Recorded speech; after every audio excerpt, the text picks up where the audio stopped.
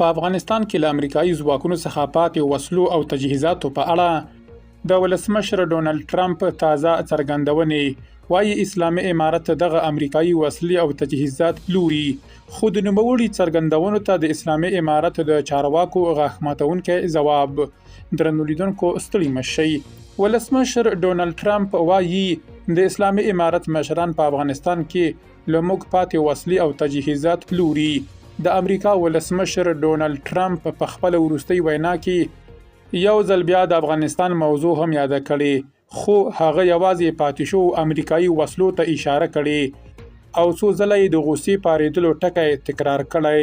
نوموړي ویلي که اسلامي امارت له موږ پیسې ډالري کڅوړې غواړي نو باید په بدل کې یې زموږ وسلې او پوځي ګاډي هم بیرته راکړي. هر کله چې ګورم اسلامي امارت د پوځي پریډ پر مهال زموږ وسلې او پوځي ګاډي نندارې ته وړاندې کوي نو غوسه مې راپارېږي. هغوی زموږ پاتې وسلې او تجهیزات پلوري.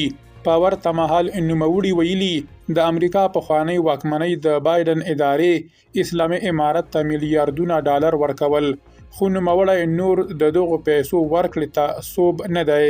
په ورته مهال نوموړي اوکراین ته د ورکړل شوو میلیاردونو ډالرو مرستو یادونه هم کړې چې د بایدن ادارې له لوري د پوځي مرستو په نوم ورکړل شوي دي.